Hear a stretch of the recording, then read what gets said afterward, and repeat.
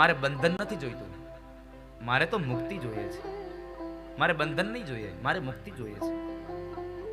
એટલે મુક્તિ મેળવવા માટે થઈ અને સંસારને સ્વીકારવાની ના પાડે છે ને એ સમયે બ્રહ્માજીએ એમને સમજાવ્યું કે તમે જરાક આ સંસારમાં નજર કરો તો તમને ખ્યાલ આવશે, ખબર પડશે કે આ સંસારમાં મોટા મોટા ઋષિ મુનિઓ છે એ પણ સંસારી છે. ગૌતમ ઋષિ એ પણ સંસારી, અત્રિ ઋષિ એ પણ સંસારી, કર્દમ ઋષિ એ પણ સંસારી, કશ્યપ ઋષિ એ પણ સંસારી. મોટા મોટા ઋષિઓ પણ સંસારી છે. સંસાર એ બંધન નહીં પણ ષડ શત્રુઓને જીતવા માટેનો એક કિલ્લો છે. જો જીવન જીવતા આવડે તો સંસારમાં રહીને પણ ભગવાનને ભજી શકાય છે. પણ આપણને એમ થાય હવે સંસારમાં રહીને ભગવાન ભજાતા હોય તો માણસ આ ઘર મૂકીને જંગલમાં જાય હું કામ? સંસારમાં રહીને પણ ભગવાનને મેળવેલા છે એના દાખલા છે. જુનાગઢના નરસિંહ મહેતા એ સંસારી જ હતા ને, છતાં એને ભગવાન મળ્યા. અને એક વાર નહીં, બે વાર નહીં, એને તો દ્વારિકાના નાથને દ્વારિકાથી જુનાગઢનું 52 વખત અપડાઉન કરાયું. 52 વખત. એવી કથા. આ સંસાર એ બંધન નહીં, સંસાર એ ષડ શત્રુઓને જીતવા માટેનો એક કિલ્લો છે. માટે ક્યારેય આવું ન વિચારશો સંસાર એ બંધન છે. પણ સંસારમાં રહીને જીવન જીવતા આવડે તો કબીર મહારાજ, જેની આપણે કેટલી ચોપાઈઓ, કેટલી કથાઓ, કેટલા એના દ્રષ્ટાંત વાક્યો સાંભળીએ, એ કબીર મહારાજ એ ગ્રહસ્થી હતા, છતાં ભગવાન મળ્યા. શા માટે? એક વખતના સમયે આખા આ મલકમાં, પંથકમાં વાત ફેલાઈ ગઈ કે કબીરને ભગવાન મળ્યા, કબીરને ભગવાન મળ્યા. સંસારમાં રહીને ભગવાન ભજી શકે છે. એટલે એક જરાક મારી જેવો દોઢો માણસ હતો, વધારે ભણેલો, એટલે એને જરાક એમ થયું કે આ સંસારમાં કોઈ દી ભગવાન મળતા હશે, જો સંસારમાં ભગવાન મળતા હોય તો માણસ સાધુ થાય શું કામે? મારે આને પૂછવું છે, મારે એને પ્રશ્ન કરવો છે. અને એ સમયે પેલો એક યુવાન માણસ કબીરજી મહારાજના ઘરે આવ્યો. બરાબર બપોર હતા, માથા ઉપર સૂર્ય હતો. એટલે બરાબર જ્યાં ઘરે આવે એટલે કબીર મહારાજ એને આગતા સ્વાગતા કરીને બેસાડે છે. અને જ્યાં બેસાડે, બેસો ભાઈ.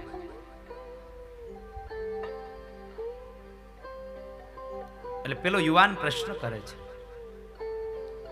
કે કબીર મહારાજ, મેં એવું સાંભળ્યું છે કે તમે ઘરમાં રહીને ભગવાનને ભજી શકો છો, ઘરમાં રહીને ભગવાન મળે.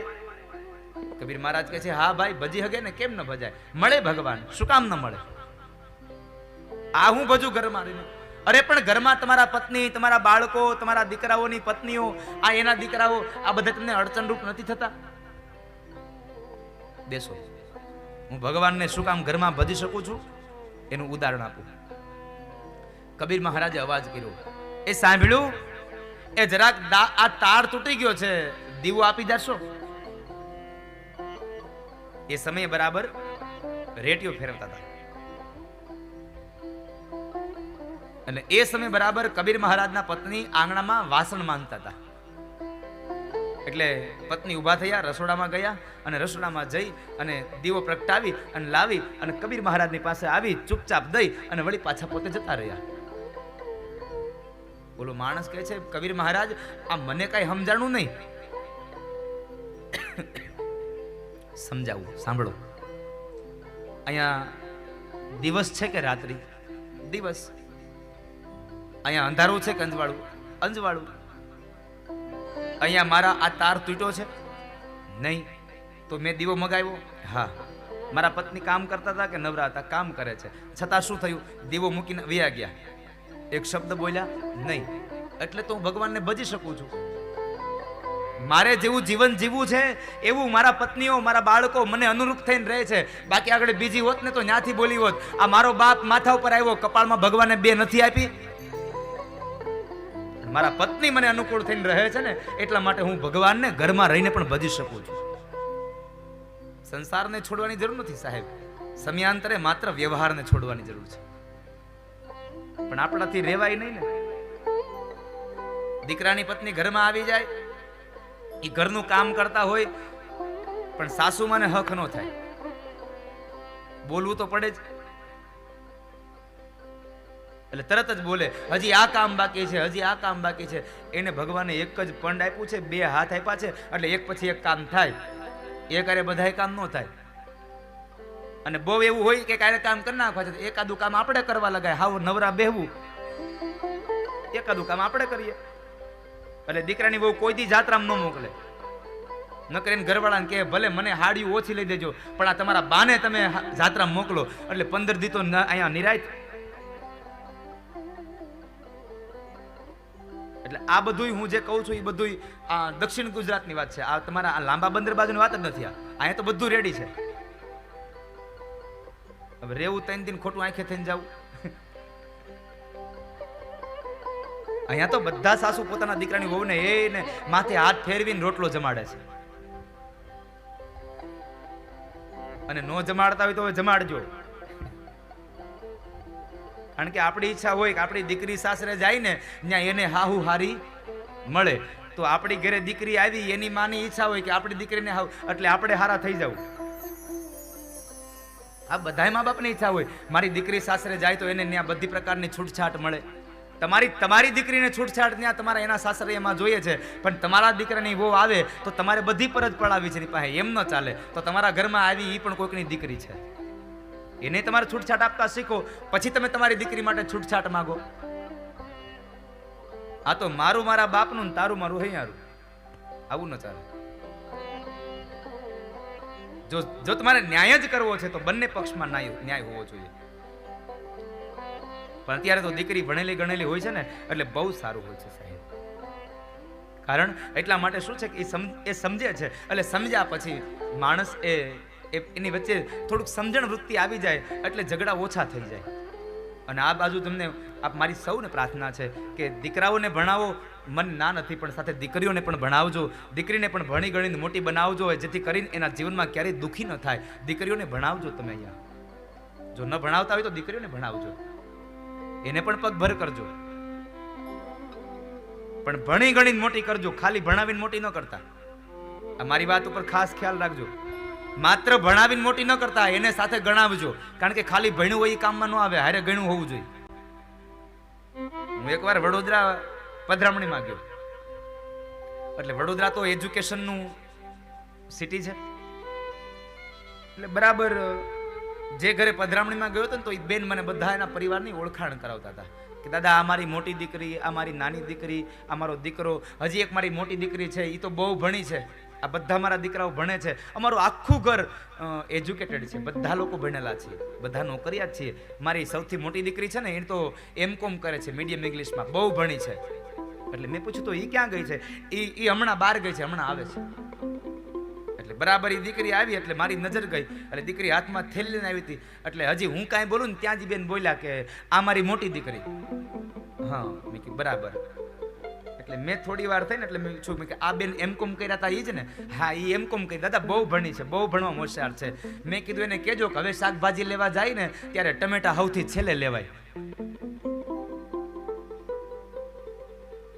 નો સમજાણું ને? એને ટમેટા પેલા લીધા હતા, થેલીમાં ટમેટા નાખ્યા, માથે કોબી નાખી, માથે ગાજર નાખ્યા, બટેટા નાખ્યા. ઘેર આવીને ત્યાં ટમેટા ન આવ્યા, ટમેટાનું સૂપ આવ્યું. નકરું ભણેલું કામનું નહીં, ગણેલું કામનું હોવું જોઈએ. દીકરા દીકરીઓને ભણાવજો, સાથે ગણાવજો.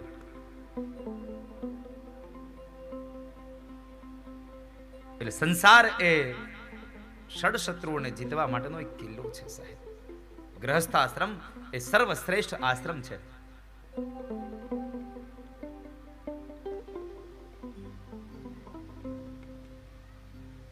એ આશ્રમમાંનો એક મહત્વનો આશ્રમ એટલે ગૃહસ્થાશ્રમ છે.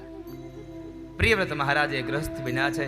પ્રિયવ્રત મહારાજે લગ્ન કર્યા, એને 10 દીકરાઓ થયા. એમાંથી 3 દીકરાઓ વિરક્ત રહ્યા. 7 દીકરાઓને એક એક દ્વીપનું રાજ્ય આપ્યું છે. એમાં સૌથી મોટો દીકરો એ જંબુદ્વીપના રાજા પ્રિયવ્રત, એના પુત્ર આજ્ઞિદ્ધ થયા. આજ્ઞિદ્ધને ત્યાં પૂર્વચેતી નામની અપ્સરાથી નાભી નામનો દીકરો થયો. એનું લગ્ન મેરુની દીકરી મેરુત પુત્રી સાથે થયા. અને એ નાભી અને મેરુએ ભગવાનનું યજન કર્યું. એ યજન દ્વારા એને ત્યાં જે દીકરો આવ્યો એ સ્વયં ભગવાનના અંશ અરૂપે એ ભગવાન ઋષભદેવજી મહારાજ પ્રગટ થયા છે. આ ઋષભદેવજી મહારાજનું મંદિર ક્યાં છે? તો કહે છે કે આપણે કેસરિયાજી જઈએ ને ત્યાં રસ્તામાં આવે, અમદાવાદથી કેસરિયાજી જઈએ ને ત્યાં રસ્તામાં આવે છે, એ ઋષભદેવજી મહારાજનું મંદિર છે. ઋષભદેવજી મહારાજનું પ્રાગટ્ય થયું શા માટે? તો કહે છે નિવૃત્તિનો કાળ બતાવવા માટે. એ જ વાત કરતો હતો કે નિવૃત્તિનો કાળ, નિવૃત્તિનો સમય ક્યારે? નિવૃત્તિના કાળમાં ભગવાનને ભજવાનું કામ કરાય. નિવૃત્તિનો સમય એટલે 50 વર્ષ પૂરા થાય, 51મું વર્ષ આવે એટલે નિવૃત્તિનો સમય આવ્યો. અને જ્યારે નિવૃત્તિ આવે ત્યારે યથાયોગ્ય વસ્તુને છોડતી જવી. અને હું વારંવાર કહું કે જીવનમાંથી વસ્તુ છૂટી જાય એના કરતા વસ્તુને છોડવી એનો આનંદ અનેરો હોય છે. મોઢામાં દાંત ન રહે અને પછી ગામના ચોરે બેઠા બેઠા આપણે એમ કહીએ કે હવે હું ચણાનું શાક નથી ખાતો, મેં બંધ કરી દીધું. બંધ નથી કર્યું, બંધ થઈ ગયું, મોઢામાં દાંત નથી એટલે. ખાવું તો ઘણું છે, મોઢામાં દાંત ન રહે અને પછી આપણે ચણાનું શાક બંધ કરીએ એના કરતા સાહેબ મોઢામાં દાંત હોય અને અમુક ઉંમર થાય ને ત્યાં જ ખાવાનું બંધ કરી દેવાય. એટલે તો ભગવાન આપણને જન્મતાથી દાંત નથી આપ્યા. અમુક અમુક વસ્તુઓ આપણે અમુક અમુક સમયે નથી ખાવાની, એટલે તો ભગવાને આપણને દાંત ન આપ્યા. નકર ઈચ્છે તો જન્મતાની સાથે ન દાંત આપી દે, પણ ભગવાને દાંત ન આપ્યા. ભગવાને શું કર્યું? ભગવાને માત્ર માનું દૂધ આપ્યું, જેથી કરીને માણસનું ભરણ પોષણ થાય. કારણ કે જન્મે ત્યારે દાંત ન હોય પણ એની પાચન શક્તિ સાવ મંદ હોય, એટલે બધું ન પચાવી શકે, એટલે ભગવાન દાંત ન આપ્યા. નકર તો આપણે જન્મતાની વેત જ બધું ખવડાવ્યા કરતા હોય. દાંત ન આપ્યા. વળી થોડોક મોટો થયો એટલે એને નાના કળી જેવા દાંત આપ્યા, જેને આપણે દૂધિયા દાંત કહીએ. દૂધિયા દાંત આપ્યા શું કામ? એને કે એ પોચો પોચો પદાર્થ ખાઈ શકે, નરમ પદાર્થને ખાઈ શકે. વળી પાછો મોટો થયો અને એની પાચન શક્તિ બરાબર મજબૂત થઈ ગઈ, એટલે વળી પાછા દૂધિયા દાંત પડી જાય અને મજબૂત દાંત આવે, જેથી કરી અને બધું ખાઈ શકે. પણ જેવો એ પાછો યુવાની અવસ્થા પૂરી કરીને વૃદ્ધાવસ્થા આવે એટલે વળી પાછા એ મજબૂત દાંત પડી જાય. શું કામ? એને હવે વૃદ્ધાવસ્થામાં પાચન શક્તિ એની મંદ પડી ગઈ હોય, અને જો દાંત એમને રહેવા દે તો વળી પાછા ચણાને એવું બધું કકડાવે, એટલે અડધી રાતે છોકરાને કહી હવે મને ડોક્ટર પાસે લઈ જાય ને પેટમાં ગડબડ થયું છે, એટલે ભગવાને ત્યારે દાંત પાડી નાખ્યા. પણ આપણે 32 બેહારીએ અને વળી પાછું ન ખાવાનું ખાઈને પછી દીકરાઓને અડધી રાતે જગાડીએ, હવે તું ડોક્ટરને બોલાય, મને હવે નથી કાંઈ ગભરામણ થાય છે. તો જે આવરદા છે એ પ્રમાણેના ભોજન હોય સાહેબ. અમુક અમુક અવસ્થામાં અમુક અમુક વસ્તુને છોડવાની હોય છે. ઋષભદેવજી મહારાજે સંસારનો ત્યાગ ક્યારે કરવો અને સમયમાં જીવનના સમયકાળમાં કયું કર્મ કરવું એનો માર્ગ બતાવવા માટે ઋષભદેવજી મહારાજ આવ્યા. એ ઋષભદેવજી મહારાજને 100 દીકરાઓ થયા. એમાંથી 81 પુત્રો કર્મકાંડી બ્રાહ્મણ બન્યા, 9 પુત્રો યોગેશ્વર થયા અને 9 પુત્રો હતા એને રાજ્યાધિકાર પામ્યો. અને એમાં સૌથી મોટો દીકરો હતો જે ભરત હતો, એ ભરતજી મહારાજે ચક્રવર્તી રાજા બન્યા અને એના નામ ઉપરથી આપણા દેશનું નામ પડ્યું ભારતખંડ, ભરત દેશ. ભરતજી મહારાજે પણ યથાયોગ્ય સમયે પોતાના સંતાનોને રાજગાદી સોંપી દઈ અને પોતે પણ ગંડકી નદીના કિનારે જઈ અને ભગવાનનું ધ્યાન ધરે છે. ભગવાનનું ધ્યાન ધરે, હરિ હરિ હરિ હરિ બોલાતો છે. હરિ હરિ નામનો ઉદ્ગાર કર્યા કરે. અને એ સમયે ગંડકી નદીમાં સ્નાન કરવા ગયા તો શું થયું? માણસ મોહને પામે ને એટલે જ્યારે માણસ માયામાં ઘેરાઈ જાય એટલે માણસ ભગવાનથી દૂર થઈ જાય, ભૂલી જાય. ગંડકી નદીમાં સ્નાન કરીને એ સમય બરાબર એક હરણનું બચ્ચું તણાતું આવે છે. એ તણાતા બચ્ચાને તેડી લઈ અને કિનારે લઈ આવ્યા અને કહે છે કે સારું થયું મારી નજર ગઈ, નહીં તો જળચરો હમણાં અને ખાઈ જવાના હતા. જળચરો ખાઈ જવાના હતા ને. આશ્રમમાં લઈ આવે છે, એની સાર સંભાળ કરે છે. ધીમે ધીમે હરી હરી કરતા કરતા એમાંથી ધીમે ધીમે ભજન હરી હરીનું છૂટતું ગયું અને હરિણમાં આસક્તિ પામતા ગયા છે. હરિણમાં આસક્તિ માંડ્યો પામવા, એટલે હરી હરી બોલતા બોલતા હરિણ હરિણ હરિણ પણ માંડ્યું થવા. એમાં એક વખતના સમયે બચ્ચું એ આશ્રમને છોડી અને ચાલ્યું ગયું. એ બચ્ચાને ગોતવા માટે એ ભરતજી મહારાજ જંગલમાં નીકળી ગયા અને ચોધાર અશ્રુની ધારા સાથે રડતા રડતા આખા જંગલના માર્ગોને ખૂંદતા ખૂંદતા જાય છે અને મોઢામાં એક જ શબ્દ હરિણ હરિણ હરિણ હરિણ હરિણ કહેતા રહે છે. ઝાડની એ ડાળીઓને પ્રશ્ન કરે, ભાઈ તમે મારા હરણના બચ્ચાને જોયું છે? અંતે કહેવાય છે કે ભરતજી મહારાજનો અંતકાળ નજીક આવ્યો, હરી છૂટી ગયું અને હરિણ હરિણ હરિણ થવા લાગ્યું ને, તો જ્યારે અંત સમયે મૃત્યુ પામ્યા ને, તો એ મૃત્યુ પામતા સમયે પણ હરિ નહીં હરિણ બોલાયું, એટલે બીજો જન્મ એનો કાલંજર પર્વતમાં હરણ તરીકે થયો. મહાપુરુષો કહે છે, અંતે યા મતિ સા ગતિ. અંત સમયે જેવી તમારી મતિ હશે ને, જેવા તમારા વિચારો હશે ને, એવી જ તમારી ગતિ થશે. એટલે તો મહાપુરુષો કહે છે કે અંત સમયે પણ ભગવાનને યાદ કરજો, અંત સમયે ભગવાનને યાદ કરજો. બિલ્વ મંગલ પોતાના સ્તોત્રમાં ગાય છે, દેહાવસાને ઇદમેવ જાપ્યમ ગોવિંદ દામોદર માધવેતિ. જ્યારે તમારો અંતિમ સમય હોય ત્યારે પણ હે જીવ, હે વાલાઓ, તમે ભગવાનનું યજન કરજો, ભગવાનના નામનો શણગાર કરજો, ભગવાનના નામનો ઉદ્ગાર કરજો.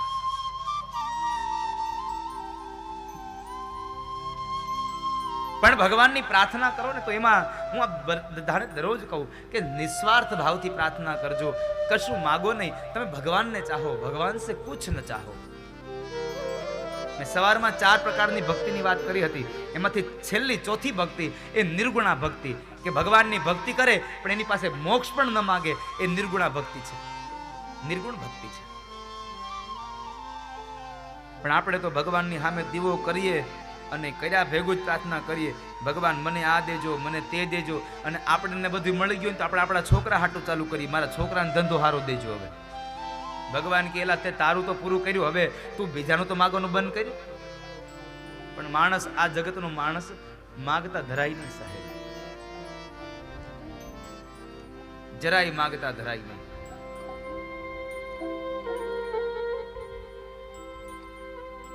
બીજા જન્મની અંદર જ્યારે એ કાલંજર પર્વતમાં હરણ તરીકે જન્મ પામ્યા, એ જન્મમાં પણ એને જ્ઞા જન્મનું જ્ઞાન છે, એટલે તેઓ એ જન્મમાં પણ ભગવાનની ભક્તિ કરે છે. આવું બની શકે જ્ઞા જન્મનું જ્ઞાન આ જન્મે? હા, આપણને બધાને જ્ઞા જન્મનું જ્ઞાન આ જન્મે હોય છે, પણ ક્યાં સુધી? જ્યાં સુધી આ જન્મનું, આ અવતારનું, આ અવતારનું આપણને ભાન ન થાય ત્યાં સુધી જ્ઞા જન્મનું હોય. નહીં તો બાળક જન્મે, જન્મતાની વેત જ માતા એને પૈપાન કરાવે અને બાળક એ માતાના પૈપાન દ્વારા એનું પેટ ભરે છે. આ જ્ઞાન આવ્યું ક્યાંથી? એટલે મહાપુરુષો કહે છે કે જ્યાં સુધી બાળકને બુદ્ધિ ન આવે ને ત્યાં સુધી જ્ઞા જન્મનું જ્ઞાન આ જન્મે હોય. બાકી પછી ભગવાન એના ઉપર પડદો ઢાંકી દે છે. સારું છે પડદો ઢાંકે છે, નહીં તો જ્ઞા જન્મમાં આપણો પડોશી જ હોય, આપણો કટ્ટર દુશ્મન હોય ને આ જન્મે આપણી ઘેર દીકરો બનીને આવે, શું કરવું? સારું છે ભગવાને રાખ્યું છે.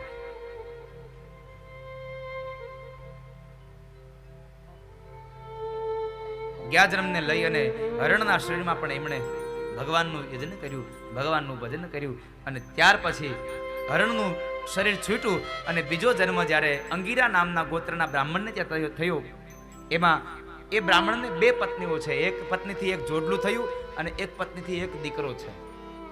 એમાં જોડલું છે, એમાં જે દીકરો અને દીકરી, એમાં જે દીકરો છે એ ભરતજી મહારાજ. આ જન્મે પણ જ્ઞાન છે ને, આ જન્મમાં એને જ્ઞાન છે. અને એ સમયે થોડા મોટા થયા એટલે યજ્ઞોપવિતના સંસ્કાર દેવાયા, ગાયત્રી મંત્ર બોલવાની વાત કરી, પણ એ સમયે પણ ભરતજી મહારાજ ગાયત્રી મંત્ર ન બોલ્યા. કારણ એ કે બોલું તો પાપ થાય ને, આ બોલવામાં જ પાપ થયું છે, બોલવામાં જ પાપ થયું છે.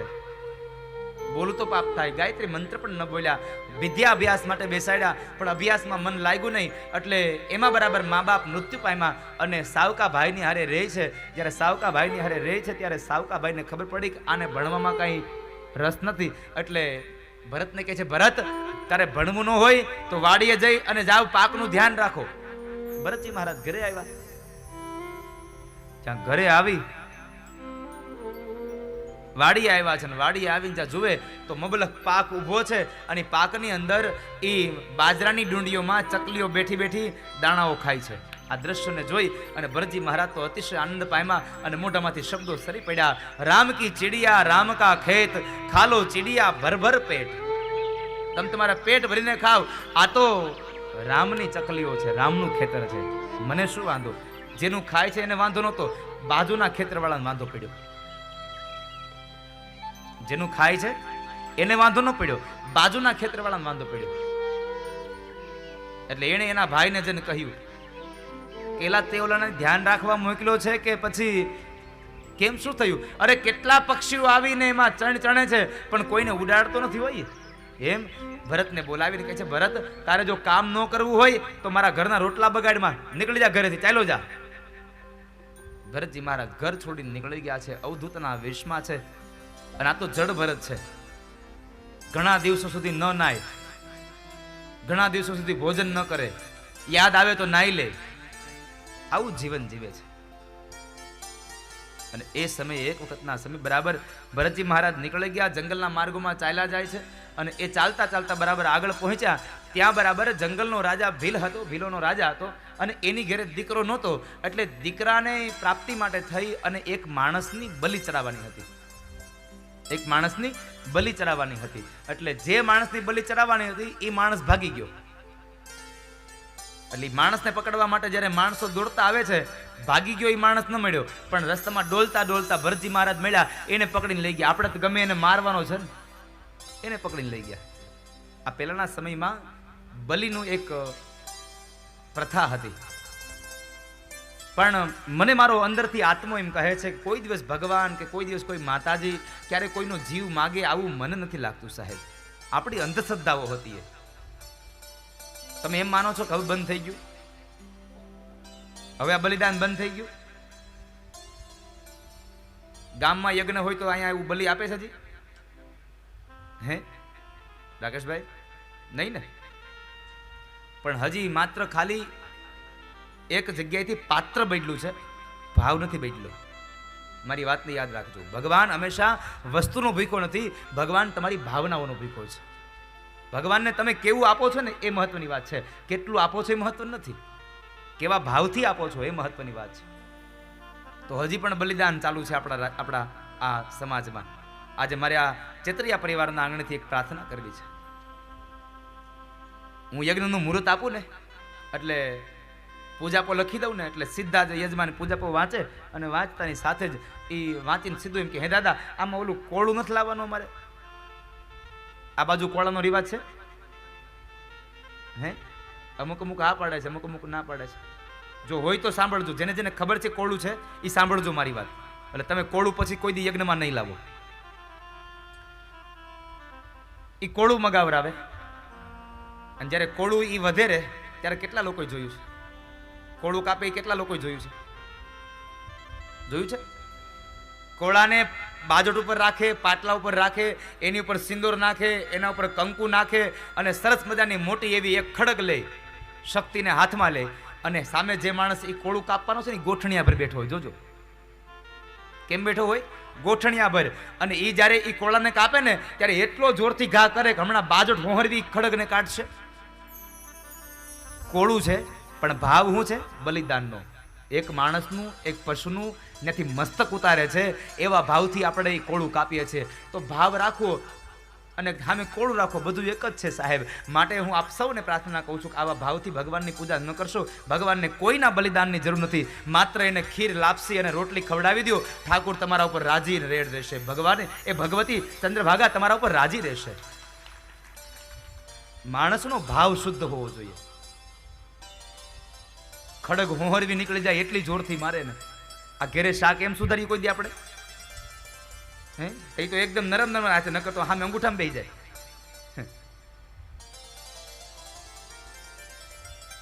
આ બધી અંધશ્રદ્ધાઓમાંથી દૂર થવાની જરૂર છે. આપણે 21મી સદીમાં જીવન જીવીએ છીએ. આપણા સમાજમાંથી કુરિવાજો નીકળવા જોઈએ, આપણા સમાજમાંથી અંધશ્રદ્ધાઓ જવી જોઈએ. હવે આપણે 21મી સદીમાં એમાંય ટેકનોલોજીના યુગમાં જીવીએ છીએ. હવે પહેલી વાત તો એ છે, તમે જુઓ ને આ ટેકનોલોજીનો યુગ આવી ગયો અને ટેકનોલોજી એટલું આમ આગળ વધી ગયું છે ને કે આમ જનરેટ થઈને જ આવે છે. પહેલાંના છોકરા રોતા ને તો આપણે પહેલાંના છોકરા રોતા ત્યારે એની માં, એના દાદા, એની દાદી બધા શું કહેતા, તાળીઓ પાડતા, રાધે રાધે રાધે રાધે બોલાવતા, એટલે છોકરું સાનું લઈ જતું. હવે એ છોકરું રોવા માંડે એટલે સીધો જ મોબાઈલ હાથમાં આપે. આ ટેકનોલોજી. અને વળી નાનું છોકરું પાછો એને ગમે તેમ કરો, એને હાથમાં મોબાઈલ આપો તો જ છાનો રહે, નકર છાનો જ ન રહે. બોલો. અને એમાં ગેમ ખોલી હોત લે. કારણ પહેલાનો સમય હતો કે જ્યારે બાળકો ઉદરમાં હતા ત્યારે સારી સારી એ પુસ્તકો વાંચવામાં આવતા, સારી સારી કથાઓને સાંભળવામાં આવતી. અને અત્યારે જ્યારે પેટમાં બાળક હોય ત્યારે મોબાઈલમાં સારી સારી ગેમો રમતા હોય, એટલે બધું જ અંદર થાય છે. સંસ્કાર માના પેટમાં પડે. હમણાં જ ગાયું, પેટમાં પોઢીને સાંભળેલી શિવે રામ લક્ષ્મણની વાતો.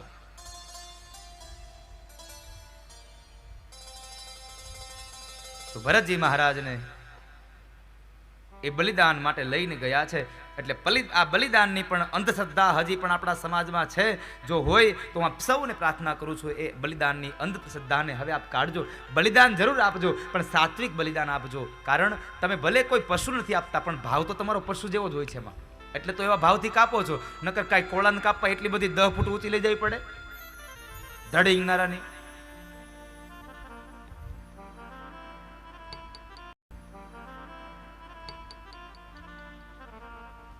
એટલે હજી પણ આપને કહું છું સાહેબ, અંધશ્રદ્ધામાંથી દૂર થાજો. ભરતજી મહારાજને પકડીને લઈ જાય છે. સ્નાન કરાવ્યું, કપાળમાં તિલક કરાવ્યું, ગળામાં હાર પહેરાવ્યો અને એક જગ્યાએ ઊભો રાખી અને બ્રાહ્મણો મારાઓને કહે છે કે મારાઓ આજ્ઞા આપો એટલે એક ઘાથી એનું મસ્તક ઉતાર લેજો. મારાઓ કહે છે મસ્તક નમાય ભાઈ. ભરતજી મહારાજે મસ્તક નમાયું, પણ મારાઓના હાથમાં ખડગ હતું. એના ડરથી નહીં, સામે મહાકાળી માતાજીની મૂર્તિ હતી, એટલે વંદન કરવા માટે ભરતજીએ મસ્તક નમાયું છે. મસ્તક નમાયું. બ્રાહ્મણોએ આજ્ઞા કરીને જ્યાં મારાઓ ખડગ લઈને મારવા જાય ત્યાર પહેલા તો મહાભયંકર સાથે મૂર્તિ ફાટી અને એમાંથી સાક્ષાત મહાકાળી પ્રસન્ન થયા. અને જે મારાઓ ભરતજીને મારવા ગયા હતા એ જ મારાઓને મહાકાળીએ માર્યા છે. અને એ સમયે ભરતજી મહારાજ દંડવત નમસ્કાર કરી અને મહાકાળીને કહે છે કે માં, આજ આ લોકો મને લાવ્યા ન હોત તો હે ભવાની, મને તમારા દર્શન ન થયા હોત.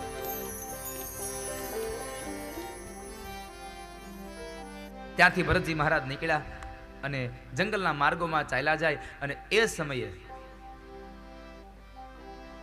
રાજા રહુગણ કપિલ મુનિના આશ્રમમાં ભક્તિ કરવા માટે જાય છે, સત્સંગ માટે જાય છે. પણ હાલી ન જતો. એ એક ડોલીમાં બેહીને જાય છે, પાલખીમાં બેહીને જાય છે. પાલખી 4 જણાએ ઉપાડી છે, એમાં એક જણો ભાગી ગયો. પાલખી ઊભી રહી ગઈ. એટલે પાલખીને ચલાવવા માટે થઈને માણસને ગોતવા જાય છે, પણ ભરતજી મહારાજ મળ્યા, એને પકડી આવ્યા. હાલ ભાઈ આ દંડ ઉપાડ. ભરતજી મહારાજે દંડ ઉપાડ્યો. હાલતા થયા અને જંગલના માર્ગમાં ચાલ્યા જાય તો નીચે કીડા મકોડાઓ જોયા ને, એટલે ભરતજી મહારાજે કુદાકો માર્યો.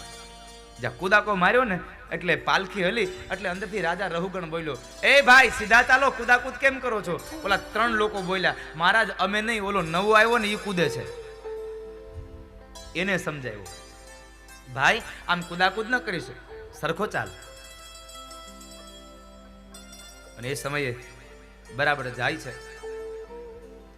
વળી પાછા આગળ ગયા અને વળી પાછા આગળ જતાની સાથે જ એક કીડા મકોડા આવ્યા. એટલે વળી પાછો કુદાકો માર્યો. કુદાકો મારતાની સાથે વળી પાછી પાલખી હલી. અને પાલખી હલવાને લઈ અને અંદરનો જે દંડ હતો એ રાજા રહુગણના માથામાં વાગ્યો.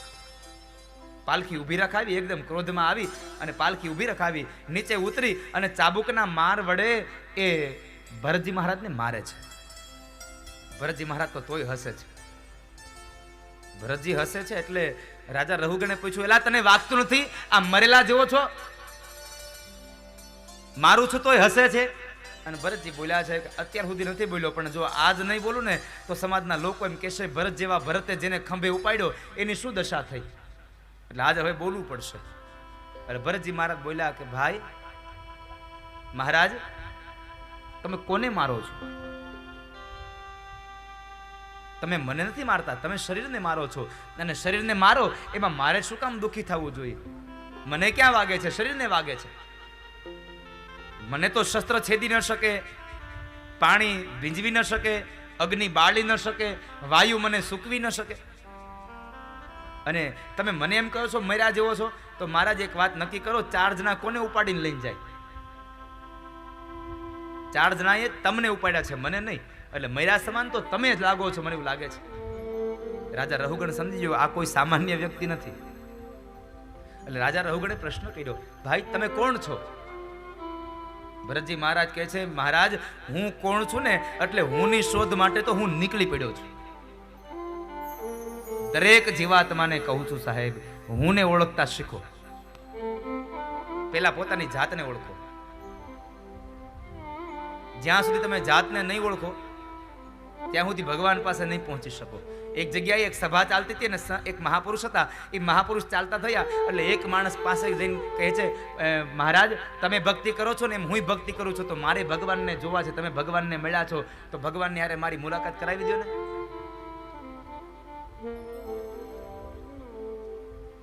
એટલે એ મહારાજે પૂછ્યું કે તમારી ઓળખાણ આપો, તમારી ઓળખાણ આપો. એટલે પેલો માણસ કહે છે, મારું નામ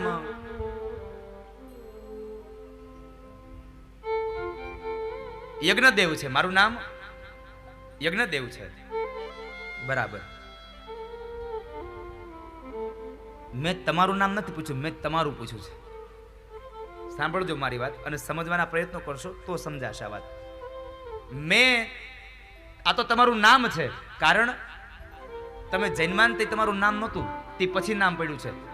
મેં તમારી ઓળખાણ પૂછી છે. બોલો માણસ કહે છે, હું બ્રાહ્મણ છું. મેં તમારી જ્ઞાતિ નથી પૂછી, મેં તમારી ઓળખાણ પૂછી છે. એટલે માણસે એક કાર્ડ આપ્યું, આ મારું એડ્રેસ છે.